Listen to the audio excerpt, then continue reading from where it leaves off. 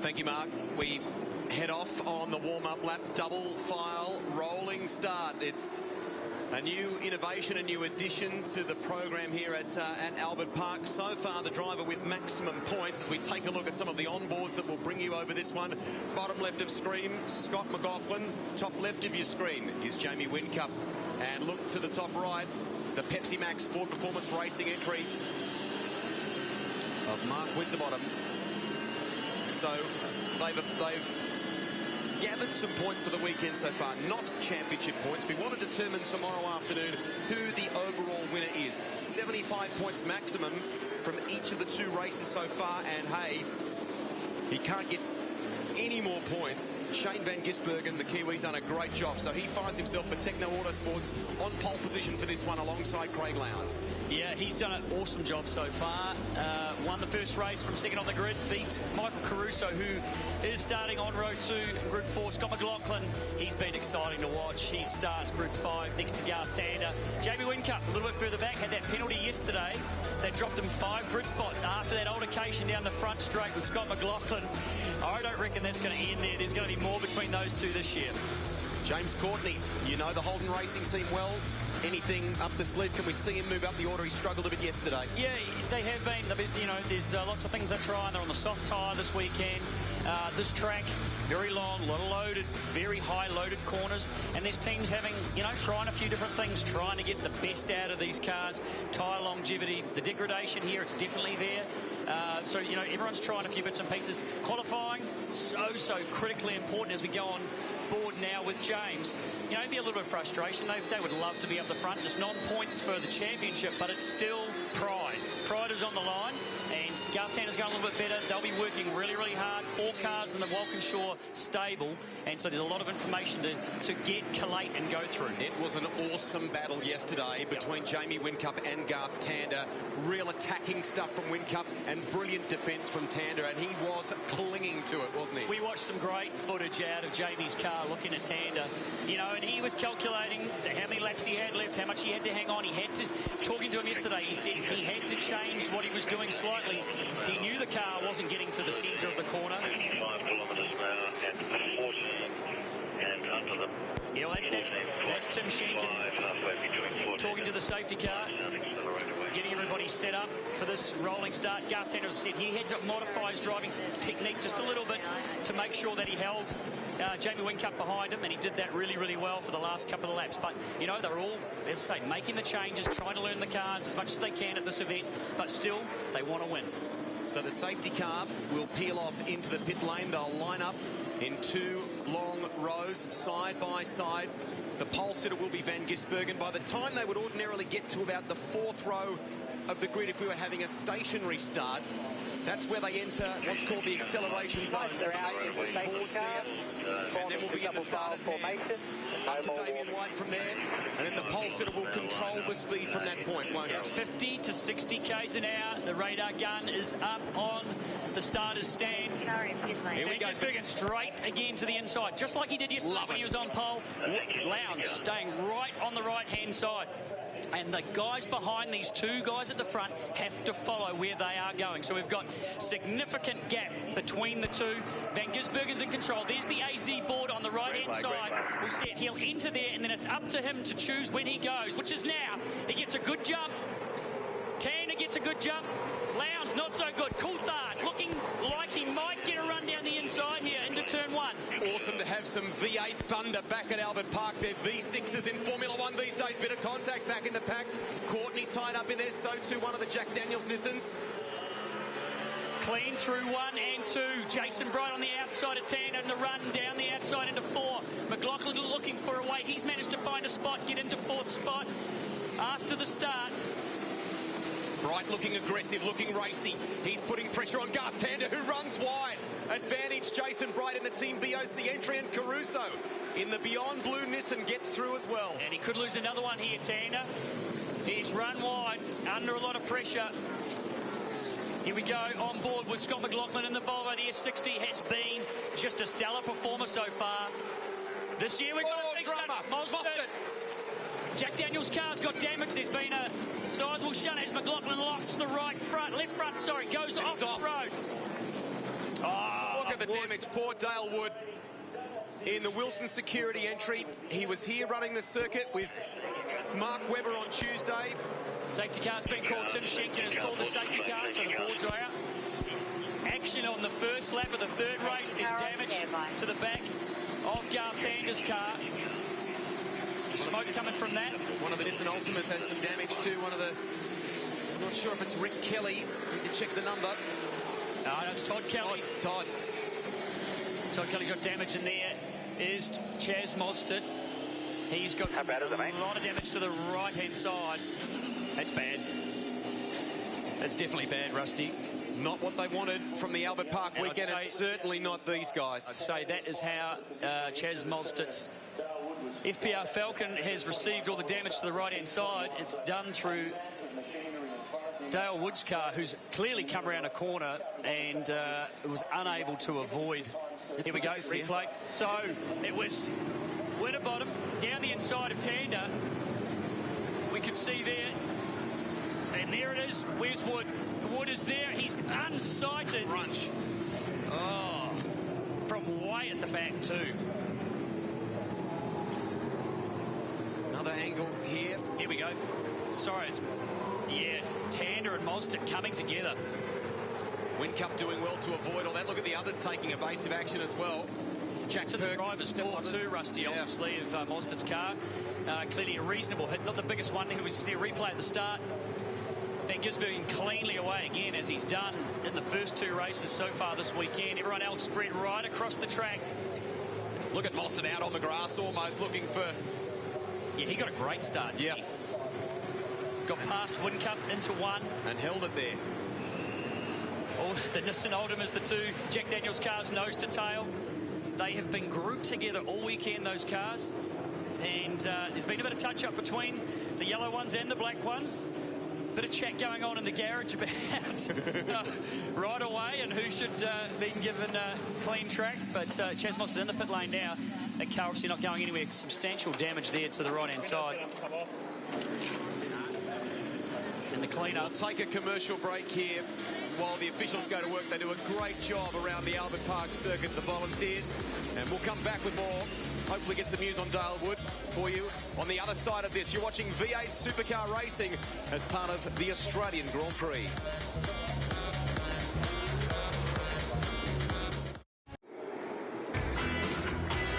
We're back live at Albert Park. You can see Dale Wood's car has been moved to the side of the track. There will be a permanent yellow at that point for the remainder of this race. We'll hopefully, before we get a restart, squeeze in here a couple of other angles we found. Ford Performance Racing going to work. Murph, look at this. This is Mark Winterbottom's looking, steering straight at his teammate. How he missed him. David Reynolds was going past on the right-hand side. Jamie Whincup in car. Watch this. This is some driving. How did he not get involved in that accident? I have no idea. That was absolutely brilliant. Here we go again at full speed with Mark Winterbottom. Oh, David Reynolds. So close. So very good job by all those guys. Unfortunately, Dale Wood was unable to avoid the incident, and his car is parked, as you said, on the outside of the circuit there, and there will be a yellow flag for the remainder of the race. I think Jason Bargwanna could be a little bit busy this afternoon after he goes through the replays and tries to find out what actually happened there. Garth Tander involved. He's got a little bit of damage to the back of his car, but him and Mostert, Garth got wide a few corners earlier, got a couple of lost a couple of spots, and Mostert also got a run on him. So it's going to be interesting to see the outcome of that one, but not a great result there for Mostert and Wood. And Garth and Bargs won Bathurst together back in 2000. Jason Bargwanna is these days the driving standards observer. Just interesting to catch those flag shots there before. James Allen talking about the threat of weather for the 5 p.m. local time start to Formula One qualifying. We'll stay with this for now. We have Adrian Burgess from the Holden Racing Team standing by. We'll come to you very shortly, but the lights are out on the safety car. Let's focus on this restart first. So here we go. 2x2 again for the restart. Shane Van Gisbergen, 2 laps ago, did exactly the same thing. As you see one of the Erebus AMGs go to pit lane, that's, I can't tell, I think that's Will Davison has shot into pit lane. Not sure if he's got damage, obviously some sort of problem. Gisbergen straight away, look at the train. Look at the train. Move right over to the left-hand side. The same as what we had for the start of the race, the acceleration zone. You can see the boards. And And he will be given a green flag by Damien White, which signifies the control of the start. Goes to Shane. There he goes. Puts the foot down. We've got a few less cars than what we had a few laps ago. Great response from Tander as well on the throttle. Look down the inside. Courtney having a look in the 22 machine. Lowndes through, holds second from Coulthard. Jason Bright, after that massive rollover in Adelaide, that brand new car is sitting in 4th place for Team BOC. Scott McLaughlin down the outside of Caruso under brakes. It's a great opportunity to try and make up a spot. Bright comes across on Tander. McLaughlin goes right around the outside in the Volvo, gains a couple of spots. As they stream through 4, 5, the fast right-hander 6. Van Gisbergen back at the front, controlling. Fabian Coulthard. A lot of pressure on Craig Lowndes. Will Davison in the number 9 E63 AMG has returned to the circuit from pit lane. So Van Gisbergen controlling. There's a drama for Lowndes. He's lost a spot there, run wide. It looks like Coulthard's run off as well as we take a look at this sequence of onboards. Yeah, McLaughlin's been a big winner again. He's got past Bright, who also seemed to have a problem down in the braking into 10. Maybe there's something down on the road down there, not quite sure. But a couple of cars locking their brakes. Maybe just the tyre temperature hasn't come back up. But McLaughlin now through the fast 11-12 complex. Caruso, very defensive. Game on here. Tander muscles his way past Jason Bright. In those final sequence of corners, Lowndes is trying to defend from the Volvo. Has Tander done a bit of damage? Not quite sure there. All of a sudden he seemed to balk a little bit. Once he had the run there on Bright, maybe he's given that spot back after having contact. So the lead is Van Gisbergen from Coulthard. Fabian sticking with it there. He kept that foot buried through the turn 9-10 complex where some of them ran wide. I think it'll be okay. Okay, buddy. Get in your rhythm, mate. Good job, mate. On board with Mark Winterbottom as he closes up under brakes behind Jamie Whincup. The FPR guys have not had a good weekend so far. Been struggling there to get themselves deep inside the 10. And obviously we saw Chaz Molston, his race is run. Here's Winterbottom trying to make up some ground. It's busy here. We'll get a quick update. Adrian Burgess on the line from the Holden Racing team. How's the heart rate, mate, with some of the action we've seen so far? Oh, he's up there as high as these guys out here on the circuit, I think. Yeah, not enjoying watching this. I think there's a few little battles going on which probably need to be sorted out after the race, not during. Did Garth come back? Any reports on that? Obviously, he's got a little bit of loose bodywork, or bodywork a little bit damaged there in the back. Any other report from him on damage? He still looks pretty racy to me, mate. No, we've been touched up a little bit, but the car's fine, I think. You just got to keep a cool head. I think everyone's fighting for sheep stations here, and I don't really need to, but yeah, you know what you boys are like. You put yourself in a race car, we can't tell you anything. I was never like that, Adrian.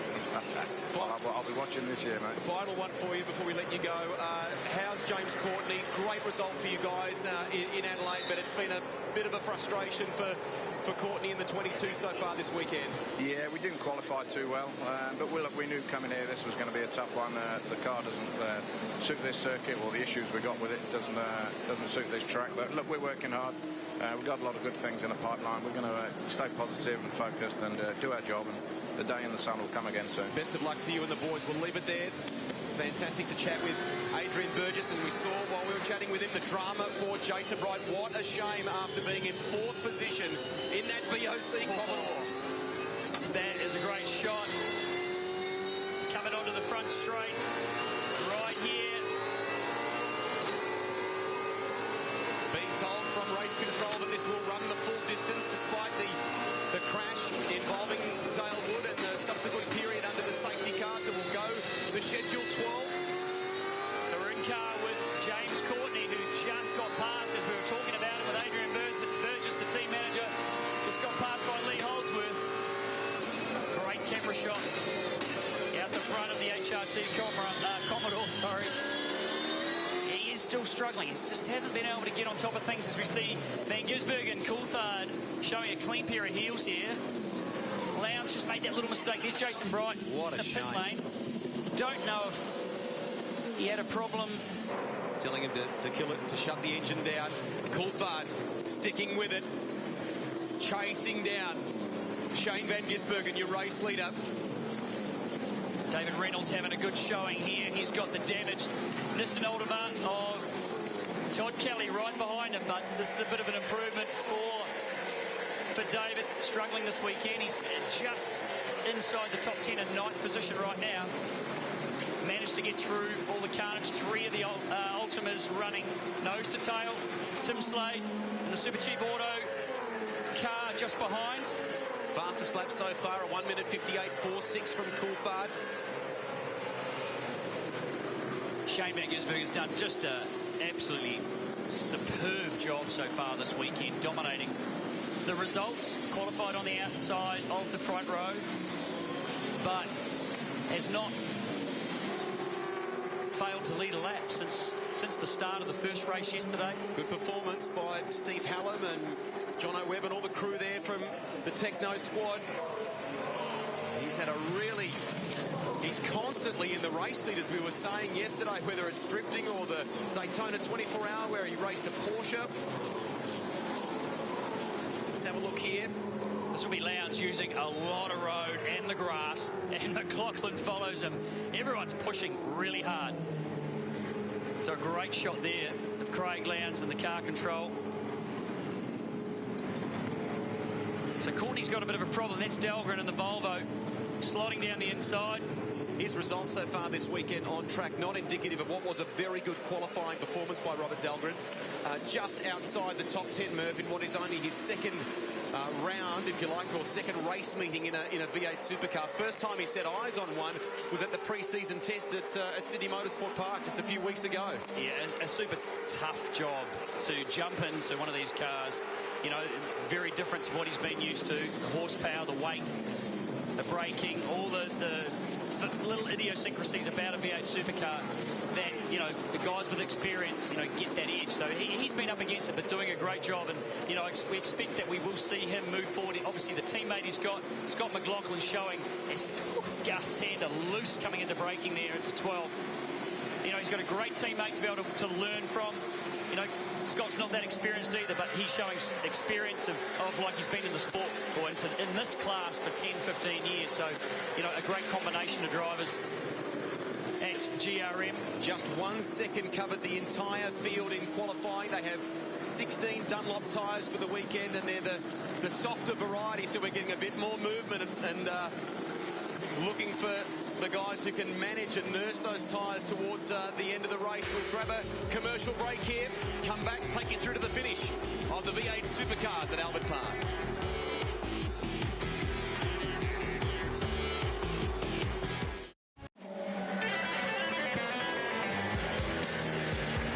Nice to have you with us. We're focused right now on V8 Supercar racing at the same time, counting down to Formula One qualifying in the twilight, coming up at 5 p.m. local. You're watching the MSS V8 Supercars Challenge, race 3 of 4 for the weekend. Michael Caruso did a fantastic job, 6th at the moment, a breakthrough pole position for Nissan. Unfortunately, it hasn't translated to a race win just yet. We've got Scott Sinclair on the line down in pit lane. An interesting weekend for you, Scott, in many respects. A little bit of battle scars going on, but that was a huge positive in the Beyond Blue Ultima for Michael Caruso in quali, wasn't it? Yeah, hey Rusty, yeah, it was good. Look, obviously good to have the pace in qualifying and be up there. All four of us, all four of the Nissan Ultimas were up there in quali, so that was really positive. We haven't raced as well as we qualified, so we've fallen back a little bit now, just looking where the worst of us is 12. So we're still in the top half of the field, all 4 cars, so a good start to the year, I suppose. Hey, Scott, it's Murph here, mate. You've got one car that's nice and clear of the other ones, but the other 3 just won't leave each other alone. They're all so close together. Obviously, Todd's got a bit of damage from that incident earlier on, but, mate, I know you've been biting your fingers and having to deal with a bit of inter-team rivalry there. How's that panning out for you? That's been interesting, a bit new to me as well, but, I mean, the result is that we got 4 good guys who are all capable of winning races, so they're all racing next to each other and pretty evenly matched. I took on board your advice yesterday, mate, which was I'm never going to fix it, so hopefully, hopefully I can do a better job. But yeah, they're in amongst it, so that's all right. Just send them to the IPO, mate. Yeah, that'll be the easy option, I reckon. Good on you, Scotty. Keep batting, mate, because that's hugely positive and all good signs, not just for you guys, but for the category as well. Well done. Yeah, thanks, boys. It's great to have all 4 Nissans up there. Well done. Thanks, lads. And Craig Lowndes is pushing hard. We saw some shots before. He is very fast out there at the moment. Got the fastest lap of the race just a lap or so ago. But he is pushing his Red Bull Holden Commodore as fast as he can to try and close the gap to Fabian Coulthard. And it's pretty close. He's just 1.2 seconds behind Coulthard as it stands.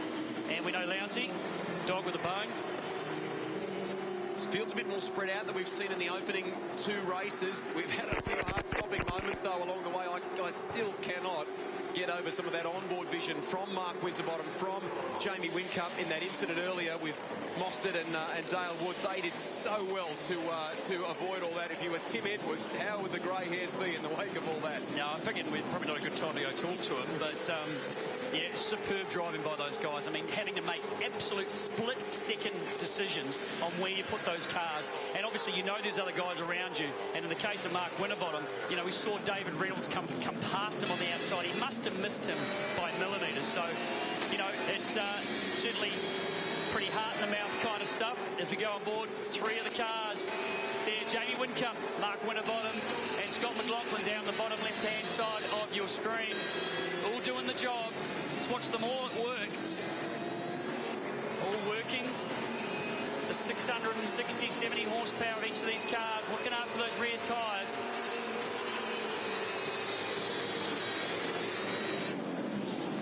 McLaughlin probably looks the busiest of all of them there. Whincup with those trademark supple movements, but his car's still moving around. Lowndes closing the gap. It's down to under a second to Coulthard, and the gap for Coulthard to the leader Gisbergen has come down slightly also. So it's not over yet. We've got a lap and a half to run here at race 3 in the V8 Supercar Challenge. Moffat under pressure there from Tim Slade, looking to slide the Nissan around a little bit more. He's dropped off a fraction from his teammate Rick Kelly. Just to follow up Lowndes. Just to follow up too, Murph, on Brad Jones Racing on Team VOC. We're hearing it may be a jam throttle for Jason Bright, who retired earlier. Let's look at this here. Mark Winterbottom, he's making some progress. Say the best run he's had so far this weekend. And he's closing. Mate, 1 to go. And on the back of Jamie Whincup, the pressure's on. Is that a few spots of rain we've got out there? Potentially a few wipers on some of the cars just running through. Hearing from some of our cameramen around the track, that is the case, Murph. Look at Slade in the background. He did a great job. Fastest in the first 30-minute practice session here on Thursday. And best ever Clipsal 500 result with a 6th on Sunday in that Super Cheap Auto Commodore. But at the moment, it is Van Gisbergen who's done a superb job all weekend, and they have double points on offer for the final race tomorrow. Look at the rain. Here it goes. The fans grabbing the jackets, go for the umbrellas. Gisbergen, though, he'll be untroubled. He's a bit of a master. He loves these conditions. This will only make him want to try harder and break the 2 guys behind him. We can't say the 2 behind are rusty in this kind of situation, though, either. So half a lap to run for Gisbergen. Race 3. He's won the first 2. The clouds are moving in. We're going to have an interesting afternoon here at the Australian Grand Prix. Qualifying coming up for F1. The wiper on Fabian's car is running. We can clearly see there's a bit more water falling. Look at Lowndes pushing hard. He's not going to give up until the checkered flag. And we wouldn't expect him to either. He rebels, doesn't he? He does. So Van Gisbergen, quite wisely, has maybe come off it just fractionally, given he's the man at the front. He's the first in these sprinkles of rain to arrive, so sideways. Now, that's probably not the rain. That's probably just his right foot doing the work, I reckon. Gisbergen, he's showing everybody. This is number 3. 1 corner to go. You watch this slide, everybody. Onto the front straight.